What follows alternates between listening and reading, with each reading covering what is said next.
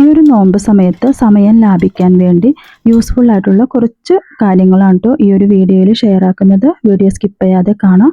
അപ്പോൾ ഇത് ആദ്യം തന്നെ കുറച്ച് വെള്ളം എടുത്തിട്ടുണ്ട്. ഇതിലേക്ക് പുതിനയില പിന്നെ ഇഞ്ചി ചതച്ചത് ഇതും കൂടി ഇട്ട് നല്ലതുപോലെ ഒന്ന് തിളപ്പിച്ചെടുക്കണം കേട്ടോ. ഈ ഒരു വെള്ളം പകുതി ആവുന്നത് വരെ തിളപ്പിച്ചെടുക്കാം.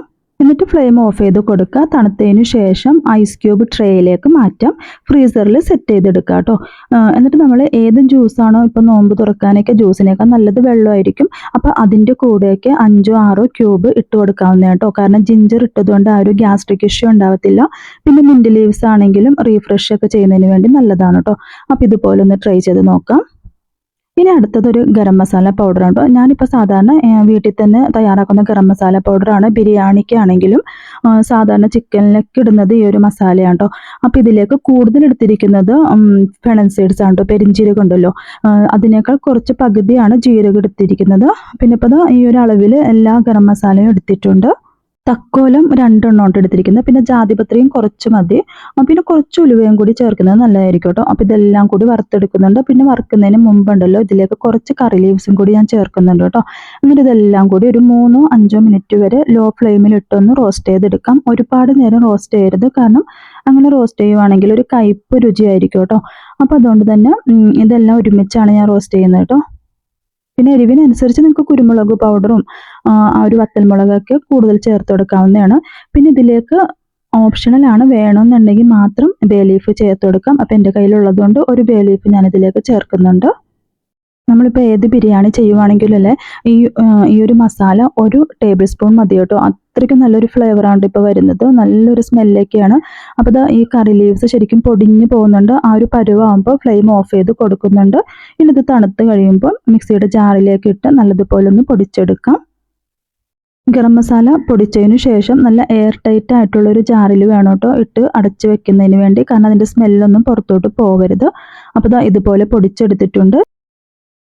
ഇനിയിപ്പോൾ ഒരു കുപ്പിയിലേക്ക് മാറ്റാം കേട്ടോ. എന്നിട്ട് നല്ലതുപോലെ ഒന്ന് അടച്ചു വെക്കാം. അപ്പോൾ നമ്മൾ ബിരിയാണി തയ്യാറാക്കുമ്പോഴും ചിക്കൻ, ബീഫ് അങ്ങനെയുള്ള കറികൾക്കെല്ലാം ഇതൊരു ടേബിൾ സ്പൂൺ മാത്രം ഉപയോഗിച്ചാൽ മതി. നല്ലൊരു ഫ്ലേവറാണ് കേട്ടോ ഈ ഒരു ടൈമിൽ വരുന്നത്. ഇനിയിപ്പോൾ നോമ്പ് സമയത്ത് സമയം ലാഭിക്കുന്നതിന് വേണ്ടി നമുക്ക് ആ ഒരു ഇഞ്ചി വെളുത്തുള്ളി എല്ലാം തൊലി കളഞ്ഞ് ഒരു പാത്രത്തിലാക്കി അടച്ചു വെക്കാവുന്നതാണ് കേട്ടോ. അപ്പോൾ ഈ ഒരു ടൈമിൽ അതിൽ വെള്ളം ഉണ്ടാവാതിരിക്കാൻ നോക്കാം കേട്ടോ. പിന്നെ ഇപ്പോൾ ജിഞ്ചർ ഗാർലിക് പേസ്റ്റൊക്കെ ഒരുപാട് സൂക്ഷിക്കുന്നവരാണെന്നുണ്ടെങ്കിൽ അത് കളർ ചേഞ്ച് ആവാതെയും ടേസ്റ്റ് മാറാതെയും അങ്ങനെ തന്നെ ഇരിക്കാൻ വേണ്ടി അതിലേക്ക് കുറച്ച് ഉപ്പും ഒലിവ് ഓയിലും കൂടി ചേർത്ത് നല്ലതുപോലെ മിക്സ് ചെയ്ത് അടച്ചു വെക്കുവാണെങ്കിൽ കുറേ നാളത്തേക്ക് അതിൻ്റെ കളറൊന്നും ചേഞ്ച് ആവാതിരിക്കും കേട്ടോ. നല്ല ടേസ്റ്റും ആയിരിക്കും. പിന്നല്ലേ നമ്മൾ നോമ്പ് തുറക്കുമ്പം എല്ലായ്പ്പോഴും ഡേറ്റ്സ് ഒക്കെ കഴിച്ചിട്ടാണല്ലോ നോമ്പ് തുറക്കുന്നത്. ഇനി അതിൻ്റെ കൂടെ കുറച്ച് ഡ്രൈ ഫ്രൂട്ട്സും കൂടി ആഡ് ആക്കാം കേട്ടോ. അപ്പോൾ ഇതുപോലൊരു കണ്ടെയ്നറിൽ ഒരാഴ്ചത്തേക്കുള്ളത് നമ്മൾ സൂക്ഷിക്കുകയാണെങ്കിൽ ആ ഒരു ടൈമിൽ നമുക്ക് പെട്ടെന്ന് സമയം ലാഭിക്കാൻ പറ്റും കേട്ടോ. ഓരോന്നായിട്ട് ഇട്ട് അങ്ങനെ സമയം കളയേണ്ട ആവശ്യമില്ല. നേരത്തെ തന്നെ ഇതുപോലെ ഒരു കണ്ടെയ്നറിലാക്കി വെക്കുകയാണെങ്കിൽ എടുക്കാനും എളുപ്പമായിരിക്കും കേട്ടോ. നോമ്പ് തുറക്കുമ്പോൾ ആദ്യം വെള്ളം ഉപയോഗിച്ചിട്ട് തന്നെ നോമ്പ് തുറക്കാൻ നോക്കാം കേട്ടോ. നാരങ്ങ വെള്ളം, ജ്യൂസൊന്നും ഉപയോഗിക്കാത്തതാണ് നല്ലത്. കാരണം അതിൽ ജ്യൂസിലൊക്കെ ഫൈബർ നഷ്ടപ്പെടുന്നുണ്ട്. അതൊരു ഹെൽത്തി ആയിട്ട് നമുക്ക് ഫീൽ ചെയ്യത്തില്ല. പിന്നെ വേണ്ടത് ഡ്രൈ ഫ്രൂട്ട്സ് ആഡ് ആക്കാൻ. എപ്പോഴും ഡ്രൈ ഫ്രൂട്ട്സ് കഴിച്ചുകൊണ്ട് വേണം നോമ്പ് തുറക്കാനായിട്ട്. അപ്പോൾ ഇതുപോലെ ഒന്ന് സ്റ്റോർ ചെയ്ത് വെക്കാവുന്നതാണ് കേട്ടോ. പിന്നെ ഇപ്പോൾ നമ്മൾ മല്ലി മുളകൊക്കെ ഉണക്കാൻ വെക്കുമ്പോഴുണ്ടല്ലോ അതിൽ കുറച്ച് കറിവേപ്പിലയും കൂടി ഇടുവാണെങ്കിൽ നല്ലൊരു ഫ്ലേവർ ആയിരിക്കും കേട്ടോ.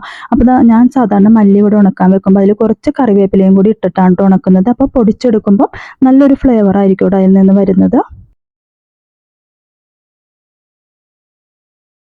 അടുത്ത ഒരു ഹെൽത്തി സർബത്ത് ഉണ്ടാക്കിയാലോ. അപ്പോൾ ഇതിനായിട്ട് ഉണക്കമുന്തിരി നല്ല ചൂട് വെള്ളത്തിൽ സോക്ക് ചെയ്യാൻ വെച്ചതാണ് കേട്ടോ. നല്ല കഴുകിയതിന് ശേഷമാണ് ഞാൻ സോക്ക് ചെയ്തത്. അതുകൊണ്ട് തന്നെ ഈ വെള്ളം കളയുന്നില്ല, ഈ വെള്ളം അരിച്ചെടുക്കുന്നുണ്ട്.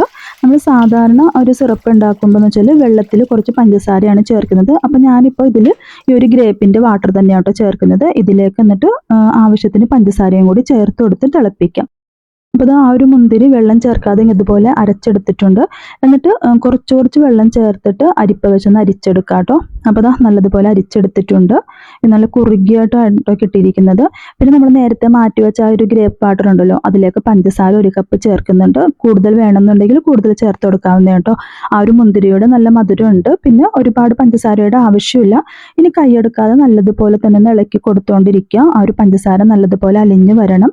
പിന്നെ ഇതിലേക്ക് ഒരു നാരങ്ങയുടെ നീര് പിഴിഞ്ഞൊഴിക്കുന്നുണ്ട്.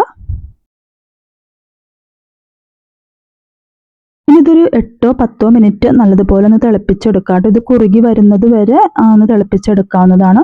അപ്പോൾ ഇതാ വെള്ളം നല്ലതുപോലെ കുറുകി വന്നിട്ടുണ്ട്. ഈ ഒരു ടൈമിൽ നമ്മൾ നേരത്തെ അരിച്ചു വെച്ച ആ ഒരു മുന്തിരിയുടെ ഇതുണ്ടല്ലോ, അത് ഇതിലേക്ക് ചേർത്ത് കൊടുക്കാം. എന്നിട്ട് 3 മുതൽ 5 മിനിറ്റ് വരെ തിളപ്പിച്ചാൽ മതി. കൂടുതൽ സമയം വീണ്ടും തിളപ്പിക്കേണ്ട ആവശ്യമില്ല കേട്ടോ. ഇത് തണുത്തതിന് ശേഷം നമുക്ക് കുപ്പികളിലാക്കി സ്റ്റോർ ചെയ്യാവുന്നതാണ്. ഇനി സെർവ് ചെയ്യുമ്പോൾ ഒരു ഗ്ലാസ്സിലേക്ക് നമ്മൾ നേരത്തെ മാറ്റി വെച്ച ഒരു മിൻറ്റ് ലീവ്സിൻ്റെ ഐസ് ക്യൂബ് ഉണ്ടല്ലോ, അതുകൂടി ചേർത്ത് കൊടുക്കാം. എന്നിട്ട് ഈ ഒരു സിറപ്പ് ചേർക്കാം. പിന്നെ വെള്ളവും കൂടി ചേർത്ത് നല്ലതുപോലെ മിക്സ് ചെയ്ത് നോമ്പ് തുറക്കുമ്പോഴേക്ക് യൂസ് ചെയ്യാവുന്ന കേട്ടോ. ഇത് ഒരാഴ്ച വരെയൊക്കെ പുറത്ത് സൂക്ഷിക്കാവുന്നതാണ്. ഇനിയിപ്പോൾ കൂടുതൽ നാൾ വെക്കണമെന്നുണ്ടെങ്കിൽ നമുക്ക് ഫ്രിഡ്ജിൽ സൂക്ഷിക്കാം കേട്ടോ. പിന്നെ സ്നാക്സ് ഞാൻ അധികം ഫ്രീസ് ചെയ്ത് സൂക്ഷിക്കാറില്ല കേട്ടോ. അതുകൊണ്ടാണ് സ്നാക്സ് വീഡിയോ ഒന്നും ഉൾപ്പെടുത്താതിരുന്നത്. നിങ്ങൾക്ക് അങ്ങനെയുള്ള വീഡിയോസ് വേണമെന്നുണ്ടെങ്കിൽ ജസ്റ്റ് ഒന്ന് കമൻറ്റ് ചെയ്താൽ മതി. അപ്പോൾ ഇന്നത്തെ വീഡിയോ ഉപകാരപ്പെട്ടുവെങ്കിൽ ഇങ്ങനെയുള്ള വീഡിയോസിനായി എൻ്റെ ചാനലൊന്ന് സബ്സ്ക്രൈബ് ചെയ്യാനും ഷെയർ ചെയ്യാനും ലൈക്ക് ചെയ്യാനും കമൻറ്റ് ചെയ്യാനും മറക്കരുത്.